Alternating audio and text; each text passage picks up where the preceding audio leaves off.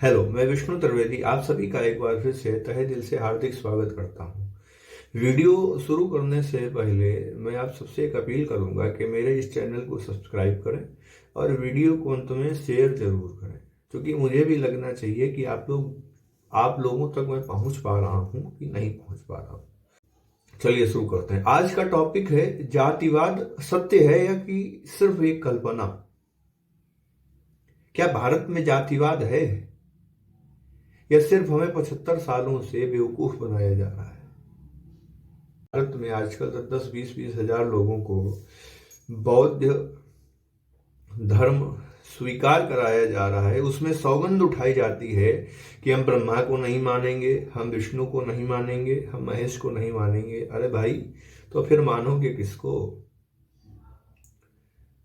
आपको जानकारी न होने के अभाव में आपके सामने ऐसी परिस्थितियां उत्पन्न की जाती हैं, आपको मजबूर किया जाता है और आप लोग उस चीज को समझ नहीं पाते हैं।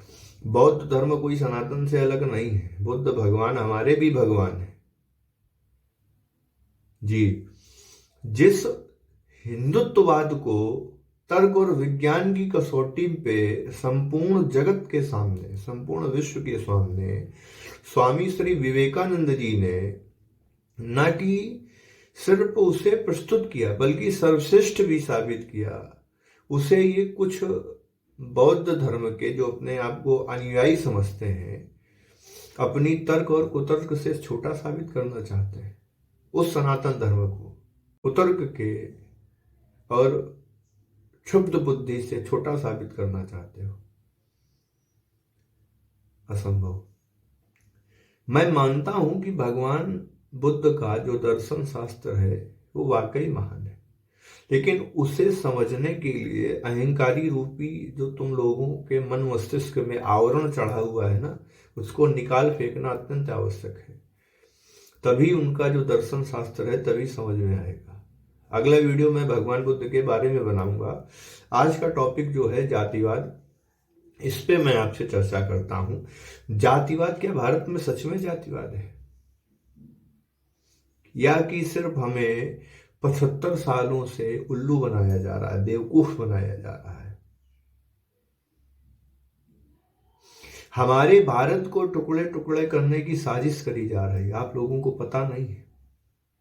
जो हिंदू समुदाय में आपस में ही फूट डलवाकर ऐसे प्रपंच फैलाए जा रहे हैं, जबकि हिंदू धर्म में कभी, सनातन धर्म में कभी भेदभाव किया ही नहीं गया। हजारों साल पूर्व भगवान श्री राम ने माता सबरी के जूठे बेर भी खाए थे और महर्षि वाल्मीकि द्वारा रामायण लिखी गई और भी न जाने कितने शास्त्र प्रमाण मिलते हैं जहां पे हमारी वर्ण व्यवस्था कभी कमजोर नहीं थी, न कि उसमें कभी भेदभाव किया गया। भेदभाव आज के ये जो दो कौड़ी के अनुयायी जो अपने लाभ और राजनीति उद्देश्य के कारण, चंद पैसा कमाने के कारण किसी के मस्तिष्क में पाप घोलकर उसे अपनी तरफ खींच लेते हैं, और वो भी बेचारे करें क्या? जिन लोगों के पास धन का अभाव होता है उस कारण उनके पास मजबूरी हो जाती है कि उनको जाना पड़ता है, वो नहीं कर पाते हैं। दूसरी चीज, उनके पास ज्ञान की बहुत बड़ी कमी रहती है, क्योंकि उनको ये सारी चीजें पता नहीं होती हैं। मैं आपको कुछ प्रमाण देता हूं जिससे कि आपको पता लगेगा कि सच में क्या पहले से ही भारत में जातिवाद था या अभी से, जब से ये राजनीतिकरण हुआ है तब से यहां पे ज्यादा प्रपंच उड़ने लगे। मैं बताता हूं। आप कल्पना कीजिए, जातिवाद है कहां पे? आपने कभी सोचा है कि मान लीजिए आप ब्राह्मण, वैश्य, शूद्र, क्षत्रिय, ये 4 वर्ण हैं, इसमें आप जाति का भेदभाव करते हैं कि उसको नहीं छूना चाहिए, वो नीची कास्ट का है, कि ये ब्राह्मण देवता हैं, पंडित हैं तो ये परम पूज्य हैं। ऐसा कुछ नहीं। ये सारी बातें हटा दीजिए। अब आप सोचिए, अपने मस्तिष्क में विचार कीजिए कि जातिवाद आखिर है कहां पे। मैं पूछता हूं आपसे, स्कूल में है, प्राइवेट स्कूलों में नहीं है, कॉलेज में नहीं है, ट्यूशन में नहीं है, हॉस्पिटल में नहीं है, प्राइवेट जॉब में नहीं है, मोबाइल खरीदने में नहीं है, सिम कार्ड खरीदने में नहीं है, अमेजोन, फ्लिपकार्ट, स्नैपडील वगैरह ऑनलाइन जितने शॉपिंग प्लेटफॉर्म है नहीं है, मॉल में नहीं है, रेस्टोरेंट में नहीं है, होटलों में नहीं है, बस की टिकट जब खरीदने जाते हैं, प्राइवेट बसों की जब टिकट खरीदते हैं, कहीं सफर यात्रा करते हैं, तो उसमें जातिवाद है नहीं है, स्कूटर लेने जाने में जातिवाद है नहीं है, कार खरीदने में जातिवाद है नहीं है, सब्जी मंडी जाने में जातिवाद है नहीं है, मूवी देखने में जातिवाद है नहीं है, त्योहार मनाने में जातिवाद है नहीं है। तो फिर आखिर जातिवाद है कहां पे? आप लोगों ने सोचा है कभी कहां पे है जातिवाद? बताइए, सोचा है आप लोगों ने आखिर है कहां पे जातिवाद? मैं बताता हूं। सरकारी नौकरियों में हाँ है, सरकारी पढ़ाई में हाँ है, सरकारी लाभ में हाँ है। वो हरिजन कहें तो उनको नौकरी में कुछ छूट मिल जाती है, अगर सामने से कोई उनको हरिजन कह दे तो उसको सजा दे दी जाती है। क्यों? हमारे आपस में जातिवाद नहीं है, राजनीति में जातिवाद भरा पड़ा है। आप सब लोग कभी इससे बाहर निकल के सोचिए, मेरी बातों को समझने का प्रयास कीजिए। मैं क्या समझाना चाहता हूं? ये जात पात, ये भेदभाव, ये ऊंच नीच, इसमें कुछ नहीं रखा है। हमारी सनातन की जो वर्ण व्यवस्था है वो बहुत अच्छी है, आप उसका अनुपालन कीजिए। आप उसके बारे में कभी पढ़िए, कभी समझने की कोशिश कीजिए। कुछ लोग हैं जो मनुस्मृति के श्लोकों से उस चीज को साबित करना चाहेंगे कि ये देखिए यहां पे मनु जी ने ये कहा, हमारे शास्त्र ध्वनि प्रधान होते हैं, सबकी व्याख्या यथावत नहीं की जाती। मान लीजिए संस्कृत में कोई श्लोक लिखा हुआ है तो उसकी यथा व्याख्या नहीं की जाती है कि वैसे की वैसा लिख दिया नीचे। हमारे शास्त्र ध्वनि प्रधान होते हैं, हर शब्दों के मत अलग होते हैं, हर शब्दों के अर्थ अलग होते हैं, हर शब्दों का भाव अलग होता है। जैसे कि ढोल गवार शूद्र पशुनादी सकल ताड़ना के अधिकारी। अब यहाँ पे बहुत सारे लोग हैं, बहुत सारी बहस भी हो चुकी है इस पे कि इसका सीधा सीधा ही अर्थ निकाल देते हैं। ताड़ना मतलब मारना, ये ढोल गवार शूद्र पशुनादी, पशु नारी और शूद्र या ढोल को हमेशा पीटना चाहिए, ऐसा नहीं। हमारे शास्त्र ध्वनि प्रदान है। ताड़ना, ताड़न का अर्थ होता है देखना, देखना नजर रखना, हमें इन पे नजर रखनी चाहिए। तो ऐसे ही हमें पहले जो मनुस्मृति में जितने श्लोक लिखे हैं या जो कुछ विवरण दिया गया है उसको हमें यथावत समझने का प्रयास करना चाहिए, न कि बहने भी पुराण हैं, ये सारे ध्वनि प्रधान है, इनकी जैसी की तैसी व्याख्या नहीं की जाती है। धर्मज्ञ या भगवान शंकराचार्य जी महाभाग के पास जाकर या किसी ऐसे संस्कृत ज्ञाता के पास जाकर जो वास्तव में संस्कृत का मर्मज्ञ हो, हम उसके पास जाकर इसकी व्याख्या का बोध ले सकते हैं। अब आइए पुनः मैं अपने उसी टॉपिक पे चलता हूं, जातिवाद पे। अब एक चीज और समझिएगा, अब आप समझिए जातिवाद है कहां पर।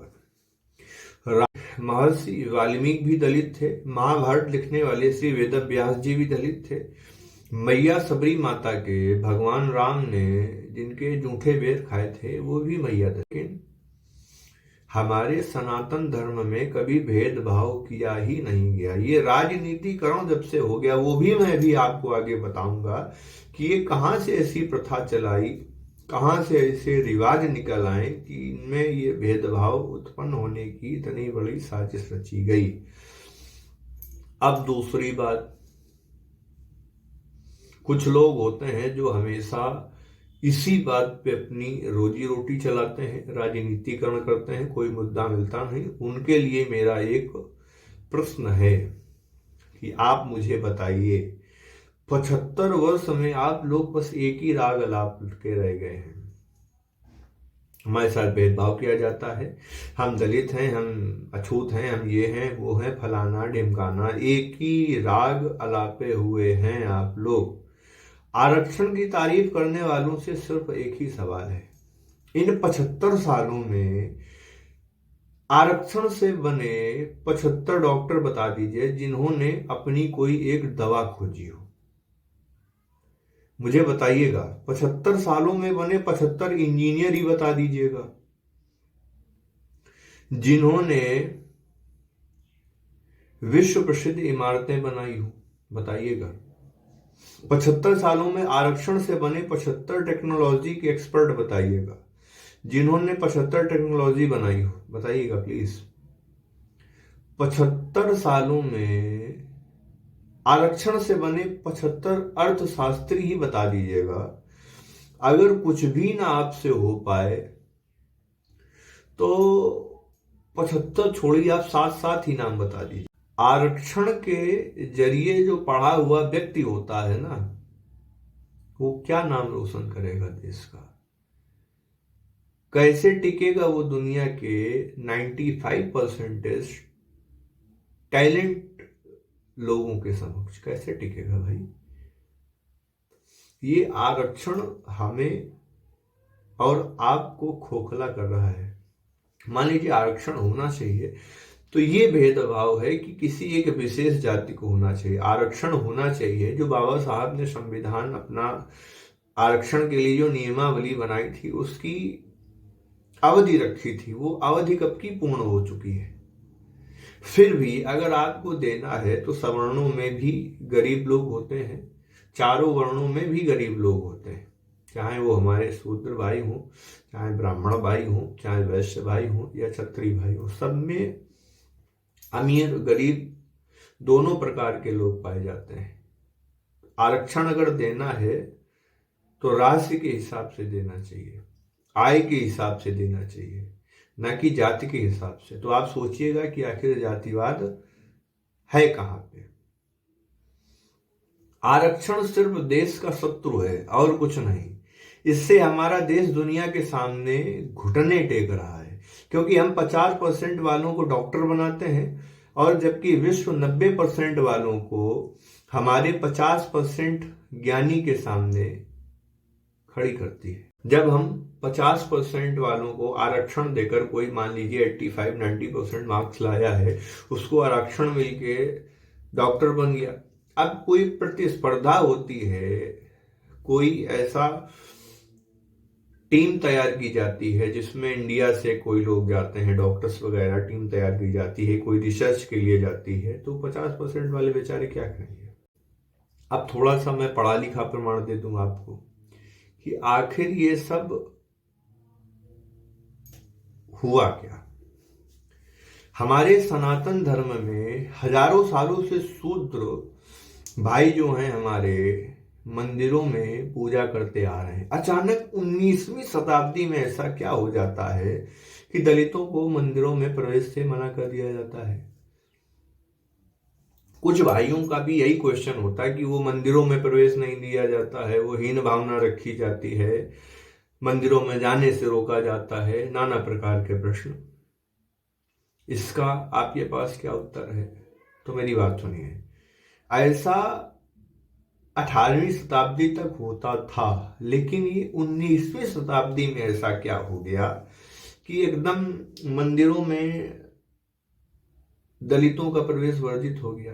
क्या हो गया ऐसा? क्या आप सबको इसका यही कारण? अब मैं बताता हूं आपको प्रमाण की आखिर हुआ क्या था। 1932 में लोथियन कमेटी की रिपोर्ट सौंपते समय डॉक्टर भीमराव अंबेडकर यानी बाबा साहब ने अछूतों को मंदिरों में ना घुसने देने का जो उदाहरण पेश किया है, वह वही लिस्ट है जो अंग्रेजों ने कंगाल यानी गरीब लोगों की लिस्ट बनाई थी, जो मंदिरों में घुसने देने के लिए अंग्रेजों द्वारा लगाए गए टैक्स को देने में असमर्थ। अब देखिए साजिश कहां रची गई। 1808 ईस्वी में ईस्ट इंडिया कंपनी ने पुणे में भगवान जगन्नाथ का जो मंदिर है वो अपने कब्जे में ले लिया। और फिर लोगों से कर वसूला जाता था तीर्थ यात्रा के नाम पर। उसमें 4 ग्रुप बनाए गए और चौथा ग्रुप जो कंगाल है उनकी एक लिस्ट जारी की गई। 1932 ईस्वी में जब डॉक्टर बाबा साहब ने अछूतों के बारे में लिखते हैं तो वे ईस्ट इंडिया के जगन्नाथपुरी मंदिर में दस्तावेजों की लिस्ट को अछूत बनाकर लिखते हैं। लिटिल बिट फॉल्ट, थोड़ी सी। भगवान जगन्नाथ के मंदिर की यात्रा को यात्रा कर में बदलने से ईस्ट इंडिया कंपनी को बेहद मुनाफा हुआ और यह 1809 से 1840 तक निरंतर चलता रहा, जिसमें अरबों रुपए सीधे अंग्रेजों के खजाने में बने और इंग्लैंड पहुंचे। जी हां, श्रद्धालु यात्रियों पर 4 श्रेणियों में विभाजित किया जाता था। प्रथम श्रेणी लाल उत्तरी, मतलब उत्तर के धनी यात्री। द्वितीय श्रेणी निम्न लाल, मतलब दक्षिण के धनी यात्री। तृतीय श्रेणी भुरंग, मतलब यात्री जो 2 रुपया दे सके। और चतुर्थ श्रेणी, मतलब चौथी श्रेणी पुंज तीर्थ, यानी कंगाल की श्रेणी, जिनके पास 2 रुपए भी नहीं है तलाशी लेने के बाद, मतलब उनके पास कुछ नहीं निकलता था, उनको चौथी श्रेणी में रखते थे। और चतुर्थ श्रेणी के नाम इस प्रकार हैं, सुनिएगा। डोली या कुसबी, कुलाल या सोनारी, मछुआ, नाम सुंदर या चांडाल, घोषकी, गजुर, बांगड़ी, जोगी, कहर, राजवंशी, पिरैली, चमार, डोम, पौन, टोर, बनमाली, हड्डी। प्रथम श्रेणी से 10 रुपए, द्वितीय श्रेणी से 6 रुपए, तृतीय श्रेणी से 2 रुपया और चतुर्थ श्रेणी से कुछ नहीं। अब जो कंगाल की लिस्ट है, जिन्हें हर जगह रोका जाता था और मंदिर में नहीं घुसने दिया जाता था, आप यदि उस समय 10 रुपए भर सकते तो आप सबसे अच्छे से ट्रीट किए जाते। इसमें कोई ऐसी व्यवस्था नहीं थी कि वो वैश्य भाई हैं या क्षत्रिय भाई हैं या शूद्र भाई हैं या ब्राह्मण भाई हैं। उसमें अगर किसी के पास पैसा नहीं होता था तो उसको उसी श्रेणी में रखा जाता था। वहीं से ये प्रथा चली आई, वहीं से ये नियम, और थोड़ी सी बाबा साहब की फॉल्ट की वजह से हम लोगों ने उसको, आप ये विकिमीडिया पे पढ़ लीजिएगा, उपलब्ध है, ये मैं अपने मन से बना के नहीं दे रहा हूं, साक्षी गूगल पे पढ़ा हुआ है, आप चाहें तो डिटेल चेक कर सकते हैं। और इनकी जो बाबा साहब की बुक जो इन्होंने करार दिया है, लोथियन कमेटी की जो रिपोर्ट बनाई गई थी, आप इसमें जाके, ये भी इंटरनेट पे सारे दस्तावेज पड़े हुए हैं, आप इस पे चेक कर लीजिएगा। अब जो डॉक्टर बाबा साहब ने अपनी जो लोथियन कमेटी की रिपोर्ट में इसी लिस्ट का जिक्र किया है और कहा है कि कंगाल पिछले 100 साल में कंगाल ही रहे, बाद में वही कंगाल षड्यंत्र जाल के तहत अछूत बनाए गए। राजनीति के कारण उनको अछूत की संज्ञा दे दी गई। हिंदुओं के सनातन धर्म में छुआछूत वैश्विक रूप से कभी था ही नहीं, कभी नहीं था। यदि ऐसा होता, मान लीजिए, सोचिए आप, मान लीजिए कुछ भी नहीं, ये सारी चीजें जो हैं सब आधार रहित है, इसमें कोई भी साक्ष्य सही नहीं है, लेकिन फिर भी आप अपना मस्तिष्क का प्रयोग कीजिए। यदि अगर पुराने समय से ही छुआछूत होती कि हिंदुओं के शमशान घाट और पिंडदान के घाट अलग नहीं होते, बताइए, मंदिर और जातियों के हिसाब से भी बने होते, जो मंदिर बने हैं ये भी जातियों के हिसाब से बने होते। हरिद्वार और काशी में अस्थि विसर्जन को भी जातियों के हिसाब से ही किया जाता, ऐसा होता ना। लेकिन हम ये सारी चीजें नहीं सोचते हैं, हमेशा आपस में हम अपने ही परिवार में फूट डालते हैं और बाहरी लोग आके हमारा लाभ उठा जाते हैं। अभी भी लड़ने की कोई आवश्यकता नहीं है और अपने धर्म को छोड़कर किसी सबका धर्म श्रेष्ठ है। जो जहां जन्मा है वो वहां रहे, किसी को अपना घर छोड़ के नहीं जाना चाहिए। जो अपना घर छोड़ के जाता है वो भगोड़ा होता है। जिसको अपने घर की कद्र नहीं होती है उसको अन्यत्र कहीं भी चला जाए उसको वहां भी कद्र नहीं मिलेगी। ये समझिए, जो अपने घर का ना हुआ वो किसका होगा? चंद पैसों के लिए अगर कोई ऑफर आपको उससे बेटर दे देगा तो वो उसके यहाँ चला जाएगा। इसलिए चाहे कोई भी धर्म में आप पैदा हुए हों, हिंदू, मुस्लिम, क्रिश्चियन, किसी भी धर्म के हों आप उसी धर्म में रहिए, अपने धर्मों का, मानवीय गुणों का पालन कीजिए, किसी का गलत मत कीजिए और किसी का बेवजह संघार मत कीजिए। जातिवाद को हटाना है, एक अच्छे भारत का निर्माण करना है जहां पे कोई बाहरी व्यक्ति हमारा लाभ न ले पाए और हम आपस में भाईचारे से मिलकर रहें जैसे पहले रहते थे। और इस राजनीति के कारण हम आपस में कभी झगड़े न करें और अपना घर छोड़कर कभी न जाएं। जो जिस धर्म में जन्मा है उसी धर्म का पालन करें और खुश रहें। अगला वीडियो मैं भगवान बुद्ध पे बनाऊंगा। आशा करता हूं कि आपको मेरी ये बातें पसंद आई होंगी और समझ में भी आई होंगी। कोई तर्क कुतर्क या कुछ आप मुझसे पूछना चाहते हैं या कहना चाहते हैं तो नीचे कमेंट बॉक्स आपके लिए खुला है। वीडियो को लाइक करें, वीडियो को शेयर करें, कुछ गलती हो कमेंट बॉक्स में मुझसे साझा करें और मेरे चैनल को सब्सक्राइब करें। आप सभी लोग अपना ध्यान रखें, हंसते रहें, मुस्कुराते रहें और देखते रहें, यानी मुझे, विष्णु त्रिवेदी। नमस्कार।